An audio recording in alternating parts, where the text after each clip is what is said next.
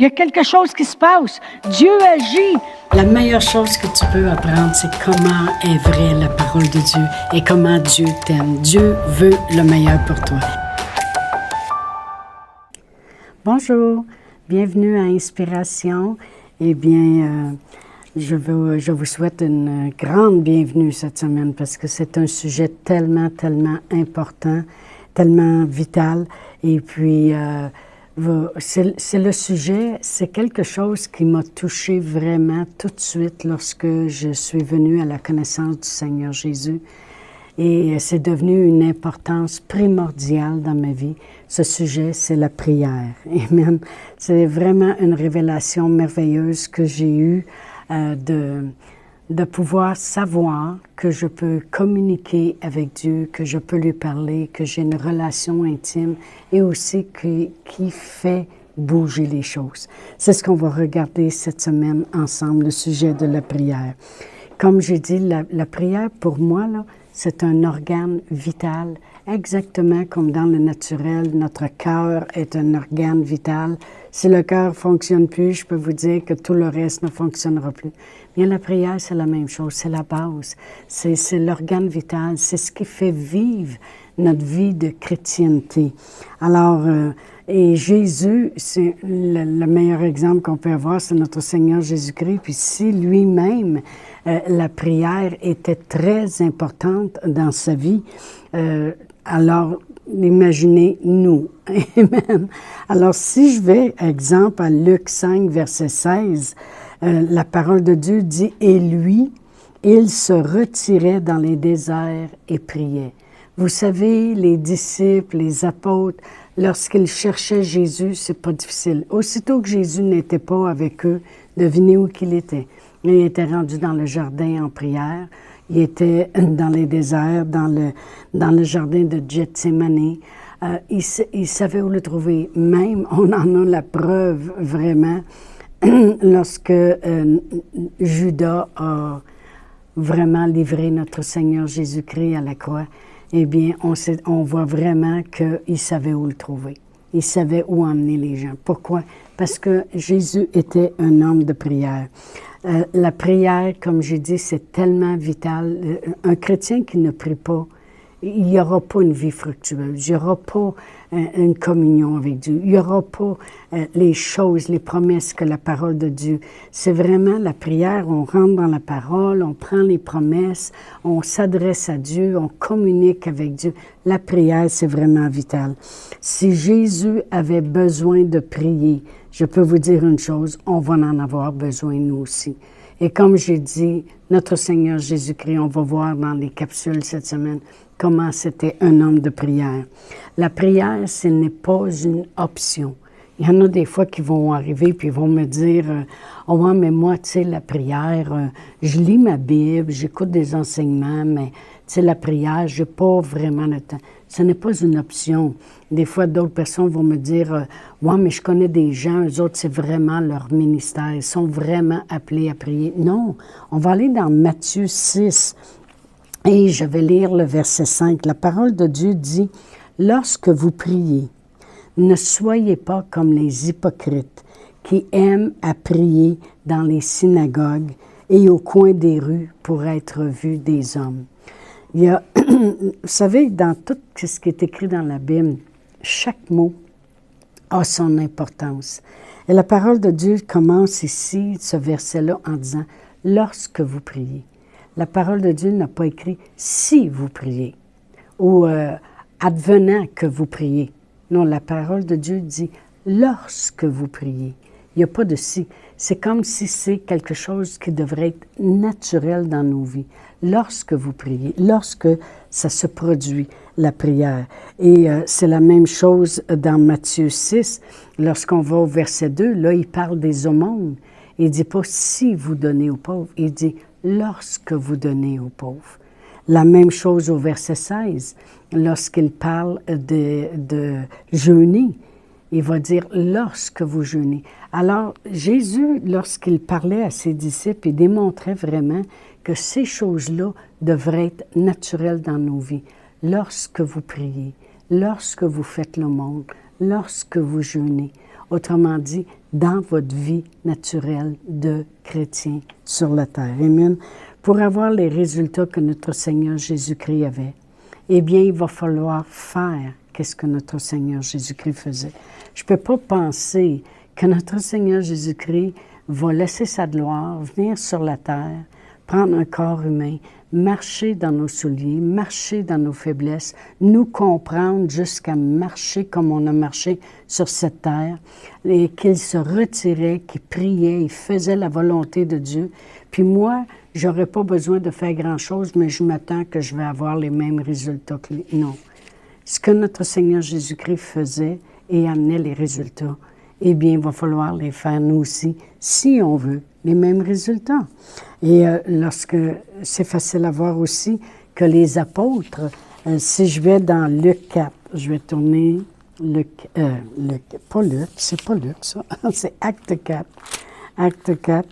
Et vous savez, les apôtres sont arrivés à un point que il y avait tellement de gens qui venaient au Seigneur, qui acceptaient le témoignage qu'il leur faisait et toutes ces choses-là. Il y avait tellement de gens que, à un moment donné, ils sont venus très occupés. Et je vais commencer à lire vraiment. Je me suis trompée, c'est Luc 6, verset 1. Ça dit, « En ce temps-là, le nombre des disciples augmentait.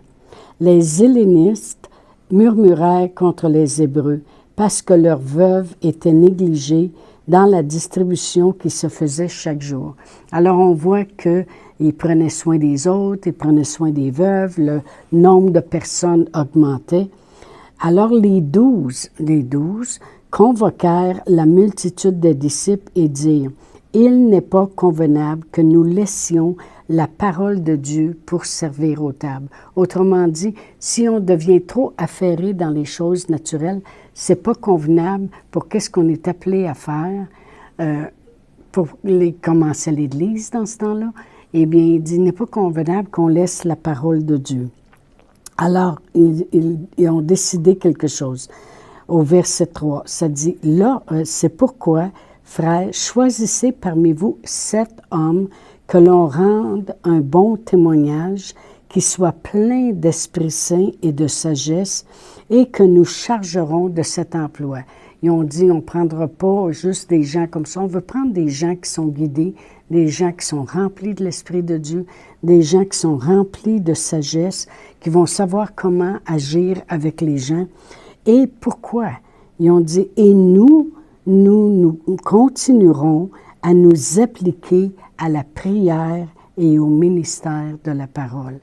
Alors, ils se sont aperçus ici, les apôtres, que en devenant trop impliqués dans toutes les choses de chaque journée, le nombre de disciples augmente, les veuves doivent être servies, les gens sont servis, de toutes les choses naturelles qu'il y avait à faire. Ils ont dit, « Hey, on s'aperçoit que notre niveau de prière, puis notre niveau d'aller dans la parole de Dieu, de rester rempli de la parole de Dieu, il va trop baisser.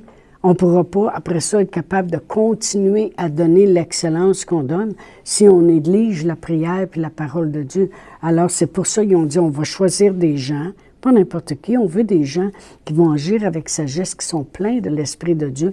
Eux autres travailleront dans le naturel, dans ces choses-là, toutes les choses qui nous sont demandées, mais nous, il dit, on doit s'appliquer.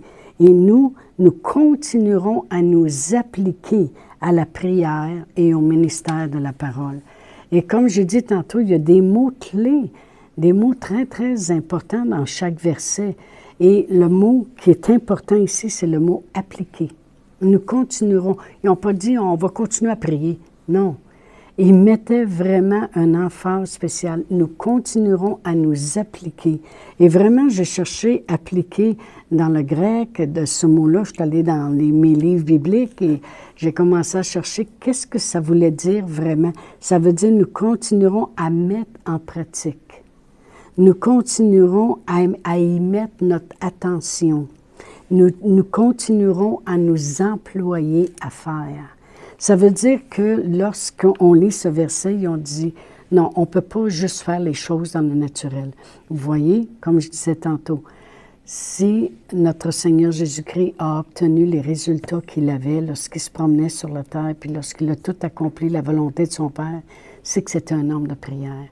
Les disciples savaient où le trouver. Il était toujours à prier, soit tôt le soir, tôt le matin, tard le soir. Des fois, il passait toute la nuit en prière. Eh bien, c'est une chose que Jésus leur a dit lorsqu'il leur a dit « Allez attendre le Saint-Esprit ». Alors, ils sont allés attendre, mais ça dit qu'ils étaient 120, puis ils se tenaient continuellement en prière.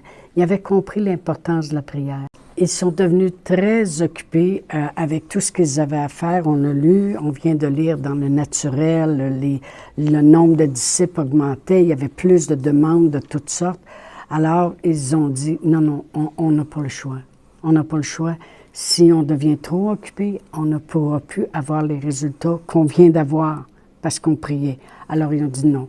Il faut qu'on nomme des gens pour ça. C'est ça qu'on appelle le ministère d'aide. Et puis, après ça, ils ont dit non, nous, on va s'appliquer. Et comme j'ai dit, ce qu'ils ont dit vraiment, c'est qu'on va commencer à mettre en pratique notre prière, nos temps de prière et nos temps dans la parole de Dieu. On va commencer à mettre vraiment notre attention où elle doit être, à la prière, à la parole de Dieu. On va s'appliquer à faire ces choses-là. Amen. Et c'est ce qu'ils ont fait. Si je regarde dans Acte 3, verset 1, la parole de Dieu nous dit « Pierre et Jean montaient ensemble au temple à l'heure de la prière. » C'était la 9e heure. Alors, je ne suis pas surprise qu'après ça, il y a eu une guérison qui s'est passée. Je ne suis pas surprise qu'après ça, il voyait encore la manifestation des choses que Jésus avait eues lui-même dans son ministère. Jésus était le corps de Christ sur la terre. Et quand Jésus est monté au ciel, il a dit un instant, « Je deviens la tête, vous êtes maintenant le corps. » Alors le corps doit faire la même chose aujourd'hui que tout le corps de Christ faisait sur la terre. Amen. Alors, nous allons continuer dans notre sujet de prière dans les jours qui vont suivre, dans les capsules qui vont suivre cette semaine. Et vous allez voir qu'on va aller chercher l'importance vraiment de la prière. Alors, comme j'ai dit sur mes autres capsules, et je continue de vouloir vous encourager, venez sur Facebook, venez communiquer avec moi. N'hésitez pas à m'écrire. Faites ça. Vous savez, c'est personnel lorsque vous m'écrivez. Et ça développe vraiment quelque chose d'intime. Ça me permet, moi, de pouvoir, comme j'ai dit, prier avec vous, vous rejoindre. Vous me rejoignez, je vous rejoins. C'est vraiment quelque chose d'intime que l'on fait ensemble. C'est personnel, c'est confidentiel.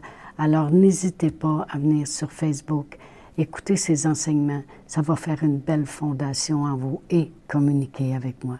Ça me fait vraiment plaisir. Alors, je vous dis à demain.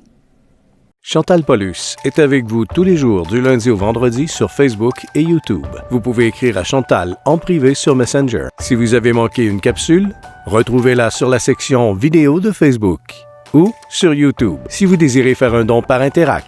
Voici l'adresse courriel capsule.inspiration au pluriel @gmail.com. Le mot de passe est inspiration au pluriel. Vous pouvez aussi faire un don par www.eslr.org/dons. Veuillez indiquer en mémo Capsule Inspiration.